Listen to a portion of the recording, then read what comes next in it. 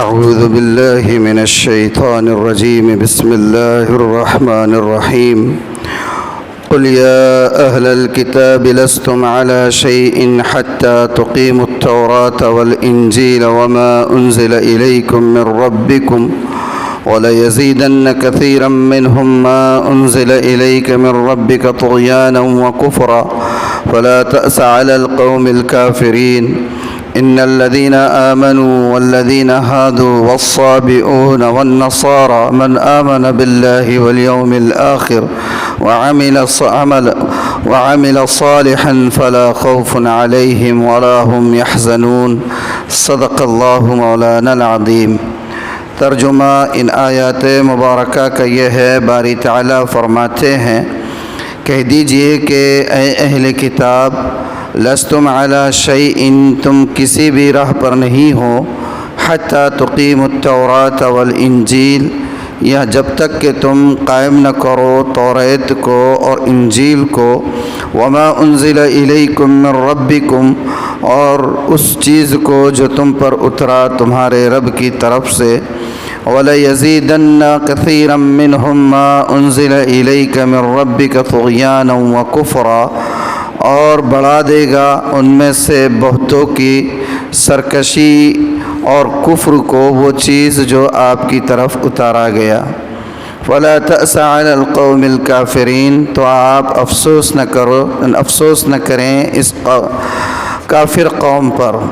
ان الذین آمنوا والذین ہادوا والصابئون والنصارى، بے شک وہ لوگ جو مسلمان ہیں، والذین ہادوا، اور جو یہودی ہے، والصابئون، اور جو صابی ہے، صابی یہ ایک فرقہ ہے، بتاتا ہوں آگے، والصابئون، اور جو صابی ہے، والنصارى، اور جو نصارہ ہے، من آمن باللہ والیوم الآخر، جو کوئی ایمان لائے اللہ پر اور روز قیامت پر، وعمل صالحا، اور عمل کرے نیک، فلا خوف علیہم، تو نہیں ہوگا ان پر کوئی ڈر، ولا هم يحزنون، اور نہ ہی وہ غمگین ہوں گے۔ یہ ہو گیا ترجمہ ان آیات مبارکہ کا جو ابھی جس کی تلاوت کی گئی۔ پہلے ہی سے تذکرہ چلا آ رہا ہے اہل کتاب کا۔ اہل کتاب کون؟ اہل کتاب کس کو کہا جاتا ہے؟ جنہیں ماضی میں آسمانی کتابیں دی گئی۔ آسمانی کتابیں کن کن لوگوں کو دی گئی؟ یہود ہے جنہیں توریت دی گئی حضرت موسیٰ علیہ السلام کے ذریعے سے۔ اسی طریقے سے نصارہ ہے جنہیں انجیل دی گئی حضرت عیسیٰ علیہ السلام کے ذریعے سے، اور ایک حضرت داؤد کی قوم ہے جس کا اب کوئی دنیا میں وجود نہیں ہے۔ یہود و نصارہ دنیا میں موجود ہے، اور حضرت داؤد کی امت وہ موجود نہیں ہے، ان کی کوئی ابھی، اور ان کے اوپر جو کتاب اتاری گئی تھی وہ زبور ہے۔ تو اللہ تعالیٰ یہاں پر انہی کا تذکرہ ہو رہا ہے، اور کہا یہ جا رہا ہے کہ چاہے وہ اہل کتاب کوئی بھی ہو، چاہے عیسائی ہو، چاہے یہودی ہو، چاہے وہ لوگ ہو جن پر زبور اتاری گئی ہے، اب ان کا ایمان اس وقت تک مکمل نہیں ہو سکتا، اور ان کا ایمان اس وقت تک اپنی اپنی کتابوں پر مکمل نہیں ہو سکتا جب تک کہ وہ اپنی نبی کے ساتھ آپ کی، یعنی میرے اور آپ کے آقا محمد الرسول اللہ صلی اللہ علیہ وآلہ وسلم کی رسالت کو تسلیم نہ کر لے، اور جب تک وہ اپنی کتابوں یعنی توریت، انجیل اور زبور کے ساتھ ساتھ اس کتاب مقدس اور اس کتاب ہدایت یعنی قرآن مجید کو تسلیم نہ کر لے۔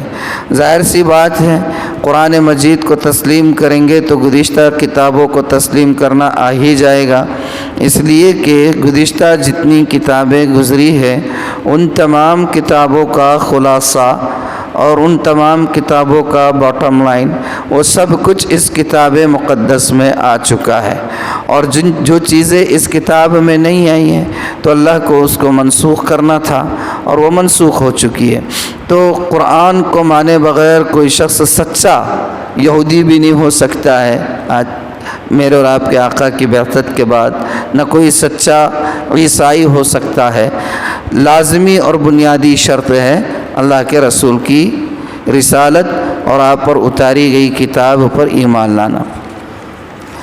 تو فرما رہے ہیں کہ اللہ تعالیٰ فرما رہے ہیں کہ اے اہل کتاب تم کسی راہ پر نہیں جب تک کہ قائم نہ کرو توریت اور انجیل کو، اور انجیل کے ساتھ فرما دیا وما انزل الیکم من ربکم، اور اس چیز کو قائم نہ کرو جو تمہارے طرف اتارا گیا۔ دیکھیے قرآن کی بلاغت اور قرآن کا اعجاز، سبحان اللہ، کیا ہر لفظ نگینے کی طرح جڑا ہوا ہے۔ میں اس سے پہلے بھی یہ بات کئی مرتبہ کہہ چکا ہوں۔ یہاں اللہ تعالیٰ تذکرہ فرما رہے ہیں اہل کتاب کا، اور یہ کہہ رہے ہیں کہ تم اس وقت تک کسی چیز پر، کسی راہ پر نہیں ہو جب تک کہ توریت کو قائم نہ کرو اور انجیل کو قائم نہ کرو۔ اور جب اس کتاب پر عمل کرنے کی بات آ رہی ہے تو وہاں یہ کہنا چاہیے تھا کہ والقرآن، اور قرآن پر بھی عمل نہ کرو، لیکن اللہ نے لفظ قرآن استعمال نہیں کیا، بلکہ اس کے لیے ایک لمبا جملہ استعمال فرمایا وما انزل الیکم من ربکم، اور جو تم پر اترا تمہارے رب کی طرف سے۔ یہ بہت بڑی یعنی کہ گہرائی کی بات تذکرہ ہو رہا ہے کہ تم اس وقت تک کسی صحیح راستے پر ہو ہی نہیں سکتے جب تک توریت کو قائم نہ کرو، انجیل کو قائم نہ کرو۔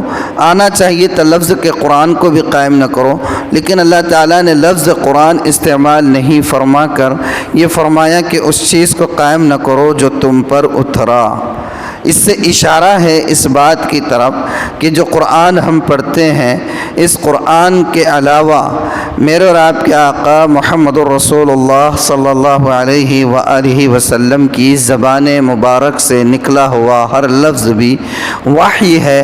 اس کو وحی غیر مطلوع کہا جاتا ہے، اور وہ بھی آپ کے رب کی طرف ہی سے آپ کے قلب اطہر اور آپ کی زبان مبارک پر جاری کیا گیا ہے، اور اس کی بھی وہی حیثیت ہے، اس کا بھی وہی درجہ ہے جو درجہ قرآن کی تعلیمات کا ہے۔ اس لیے کہ اللہ نے قرآن میں فرما دیا ہے وَمَا يَنطِقُ عَنِ الْهَوَىٰ إِنْ هُوَ إِلَّا وَحْيٌ يُوحَىٰ، کہ ہمارے پیغمبر جو بات بھی کرتے ہیں وہ بات اپنی مرضی سے نہیں کہتے ہیں۔ إِنْ هُوَ إِلَّا وَحْيٌ يُوحَىٰ، وہ بات دراصل ان کے دل پر رب کی طرف سے وحی کردہ ہوتی ہے۔ جو چیز جس چیز کو برقرار نہیں رکھنا تھا، یعنی وہ چیزیں جو اللہ کے رسول نے فرما دی یا اللہ کے رسول نے کیا، یا اللہ کے رسول کے سامنے کسی چیز کو کیا گیا اور آپ نے اس کا انکار نہیں کیا، تو ان چیزوں کے علاوہ جن چیزوں کو رکھنا نہیں تھا قرآن میں اس کے بارے میں صاف ہدایت دے دی گئی کہ یہ چیز نہیں ہوگی۔ جیسے اس سے پہلے میں بتا چکا ہوں کہ چند آیتیں قرآن کی ایسی ہے یا ایھا الرسول لم تحرم ما احل اللہ تبتغی مرضات ازواجک، یہ ہے کہ اللہ کے رسول صلی اللہ علیہ وسلم نے اپنے اوپر عارضی طور پر شہد کو منع کر دیا تھا کہ میں نہیں لوں گا، میں نہیں یوز کروں گا آج کے بعد۔ تو قرآن نے، اللہ تعالیٰ نے قرآن میں نازل فرما دیا حکم کہ پیغمبر جس چیز کو اللہ نے حلال کیا ہے اس کو آپ حرام نہیں قرار دے سکتے، اس لیے کہ آپ کا ہر عمل قیامت کی صبح تک کے لیے لوگوں کے لیے ایک نمونہ ہے۔ آپ اپنے اوپر کسی چیز کو حرام کرو گے، امت آئندہ اس چیز کو اپنے لیے جائز نہیں سمجھے گی۔ تو جو چیز شریعت سے یعنی رب کی مرضی کے خلاف ہو سکتی تھی اللہ نے اس کو واضح فرما دیا۔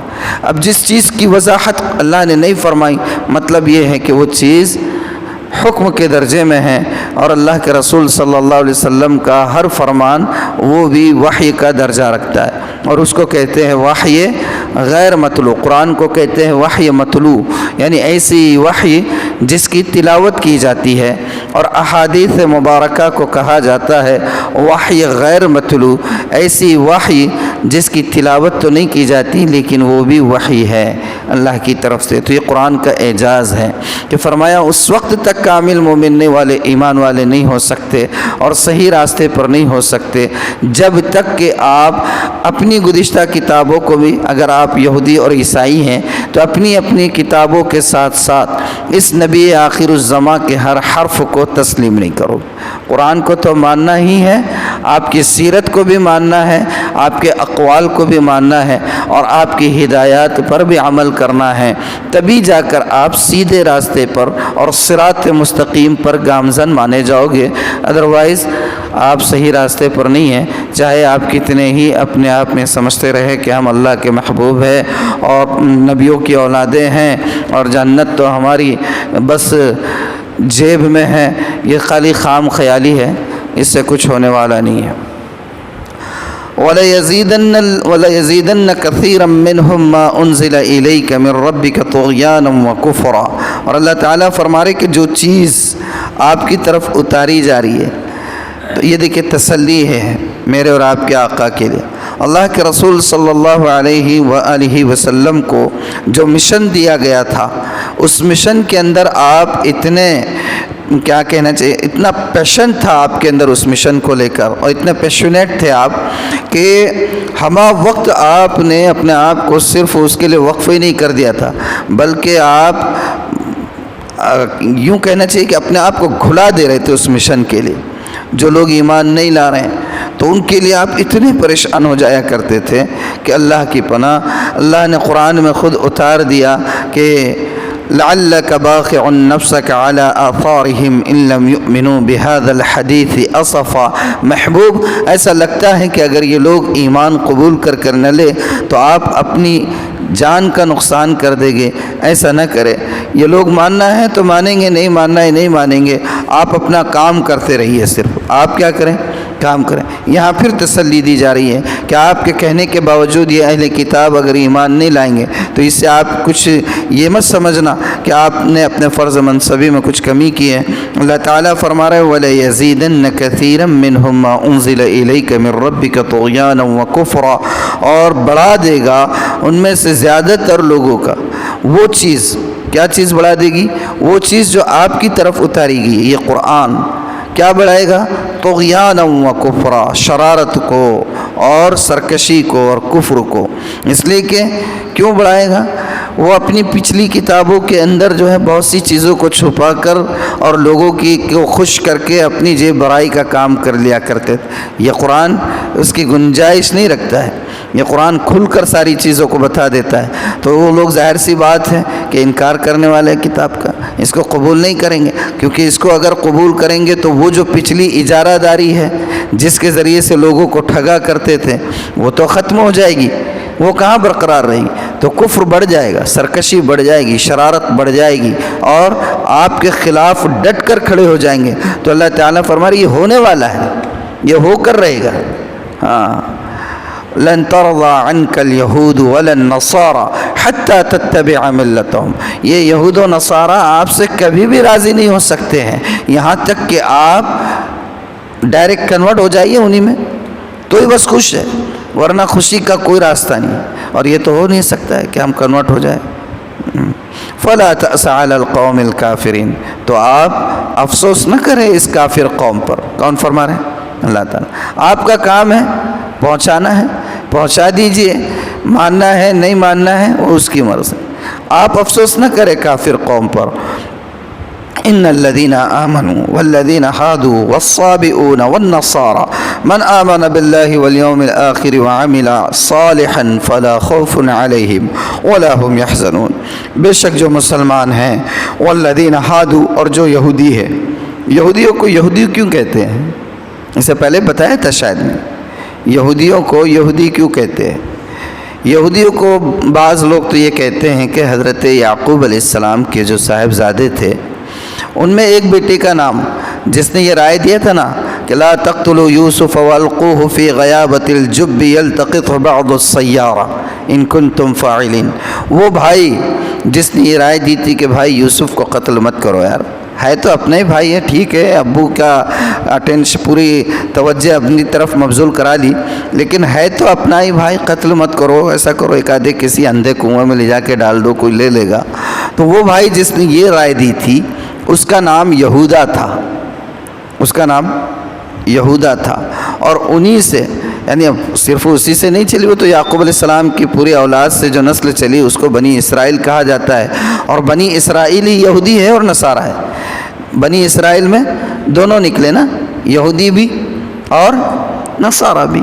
لیکن بعض لوگ کہتے ہیں کہ جو یہودا ہے اس کی طرف نسبت ہے کہ ان کی اولاد سے ہے یہ لوگ، اس لیے ان کو یہودی کہا جاتا ہے۔ اور بعض مفسرین نے کہا ہے کہ لفظ ہدنہ سے ہے، اور ہدنہ کے معنی یہ ہیں، بعض حضرات نے اس کی یہ کی ہے تشریح کہ لوگ جب توریت کو پڑھا کرتے تھے تو توریت جب پڑھتے تھے تو توریت پڑھتے ہوئے یوں ہلا کرتے تھے۔ آج بھی جیسے جو حفاظ ہوتے ہیں نا، حفاظ یاد کرنا ہوتا ہے تو قرآن کو یہ پوری شدت کے ساتھ، یعنی کہیں اور کدھر کنسنٹریشن جو ہے وہ ڈیوائیڈ نہ ہو، پورا یکسوئی کے ساتھ اسی طرف متوجہ ہو۔ تو عموماً کیا ہوتا ہے کہ آدمی جب یاد کرتا ہے، ریسائٹیشن نہیں، جب یاد کرنے کا رہتا ہے تو یاد کرتے وقت وہ ہلنے لگ جاتا ہے اس طریقے سے۔ تو یہودی جب توریت پڑھا کرتے تھے تو وہ یوں ہلا کرتے تھے، اور اسی وجہ سے ان کا نام جو ہے یہودی پڑ گیا، ان کا نام، یہ ایسا مفسرین کی رائے ہیں بہرحال۔ اور نصارہ کو نصارہ کیوں کہتے ہیں یہ بھی میں بتا چکا ہوں پہلے۔ نصارہ کو نصارہ کیوں کہتے ہیں؟ بعض لوگ یہ کہتے ہیں کہ حضرت عیسیٰ علیہ السلام کی پیدائش جس جگہ پر ہوئی تھی اس محلے کا نام تھا ناصرہ۔ کیا تھا؟ ہاں، اسی لیے حضرت عیسیٰ علیہ السلام کو بعض حضرات عیسیٰ ناصری بھی لکھتے ہیں، جیسے میرے اور آپ کے آقا کو محمد مکی مدنی کہتے ہیں نا، مکی ہے مدنی ہے، کیوں ہے؟ اس لیے کہ مکہ آپ کا نیٹیو تھا اور مدینہ آپ کا مقام ہجرت تھا، جہاں آپ رہیں، آپ کا روضہ اقدس بھی وہیں پر ہے، تو آپ کو کہا جاتا ہے مکی مدنی۔ اسی طرح حضرت عیسیٰ کو کہا جاتا ہے عیسیٰ ناصری، اور آپ کے ماننے والوں کو کہا جاتا ہے نصارہ۔ اور بعض لوگ کہتے ہیں کہ نصارہ کو نصارہ کہنے کی اصل وجہ یہ ہے کہ حضرت عیسیٰ علیہ السلام نے اپنے حواریین سے یہ پوچھا تھا کہ من انصاری الی اللہ، کہ جب آپ کے جان کی دشمن ہو گئی تھی حکومت اور کچھ لوگ، اور آپ کو سولی پر چڑھایا جانے والا تھا، اور آپ کو پتہ چل گیا تھا کہ مجھے پکڑنے کے لیے لوگ آ رہے ہیں اور گورنر کے کارندے آ رہے ہیں اور وہ پکڑ کر لے جائیں گے، تو اس وقت آپ نے اپنے ارد گرد جو حواری تھے ان سے کہا تھا کہ من انصاری الی اللہ، کہ میری مدد اللہ کے لیے کون کرے گا؟ تو اس وقت بعض نے کہا تھا کہ نحن انصار اللہ، کچھ اس طریقے کے الفاظ ہیں، تو وہ جو لوگ تھے اسی سے ان کو نصارہ کہا جانے لگا۔ یہ دو اس کی وجہ تسمیہ ہے۔ اور صابی کون ہے؟ والصابئون، یہاں پر جو اللہ تعالیٰ نے فرمایا، اور فرقہ صابی، تو صابی بعض حضرات یہ کہتے ہیں کہ یہ حضرت داؤد علیہ السلام کے ماننے والے لوگوں کو کہا جاتا تھا، یعنی کہ جو زبور کی تلاوت کیا کرتے تھے، زبور پڑھا کرتے تھے، زبور کو مانتے تھے، لیکن اسی کے ساتھ ساتھ ان کے اندر مشرکانہ رسومات بہت تھی۔ یہ لوگ ستارہ پرست تھے، یعنی ستاروں کو جو ہے تو دیوی دیوتا سمجھا کرتے تھے، انہی سے جو ہے تو ساری چیزیں مانگنا۔ آج بھی ہے نا دنیا میں سوریہ نمسکار کیوں ہوتا ہے؟ کیا ہے یہ سوریہ نمسکار؟ سورج کی پوجا کرتے ہیں نا، میں سوریہ دیوتا ہے نا، سوریہ دیوتا ان کا بنا ہوا ہے، نہیں ہے نہیں ہے نا، تو آج بھی مانتے لوگ۔ اللہ کا کرم ہے، کیا پیارا دین اللہ نے دیا، دین فطرت پہ ہمیں پیدا فرمایا۔ والحمدللہ رب العالمین، اللہ کا شکر ہے کہ اللہ نے ہمیں اپنے ماننے والوں میں رکھا ہے، کہیں اور جانے نہیں دیا، اللہ کا کرم ہے۔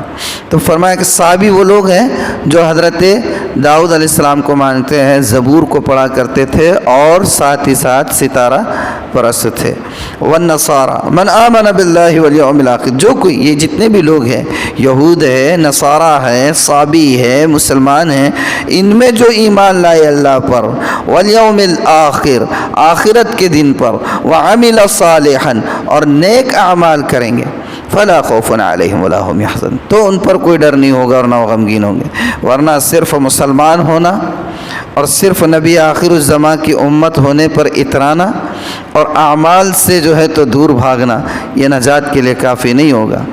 اعمال ضروری ہے، اعمال کے بغیر ایمان مکمل نہیں ہے، اور ایمان کی عمارت میں حسن پیدا ہوتا ہے اعمال سے، اس کے بغیر قبول نہیں ہے نا۔ تو اللہ تعالیٰ فرما رہے، یہودی ہو آپ، انبیاء کی اولاد ہو آپ، نصارہ ہو آپ، کچھ بھی ہو، چاہے مسلمان ہو، اگر ایمان لاؤ گے اور نیک اعمال رہیں گے تب نجات کی چابی ہاتھ آئے گی، ورنہ جو ہے خسران مبین سے سامنا ہوگا۔ اللہ ہماری حفاظت فرمائے۔ والحمدللہ علی ذلک، کہ ہم لوگ یہاں تک پڑھ چکے ہیں۔ اب اگر اللہ تعالی حیات مستعار عطا فرمائے اور توفیق شامل حال رہی تو انشاءاللہ آئندہ حصہ ہم کل پڑھیں گے۔ مسائل کا ہے ایک سلسلہ، تو وہ بھی تھوڑا سا پڑھ لیتے ہیں۔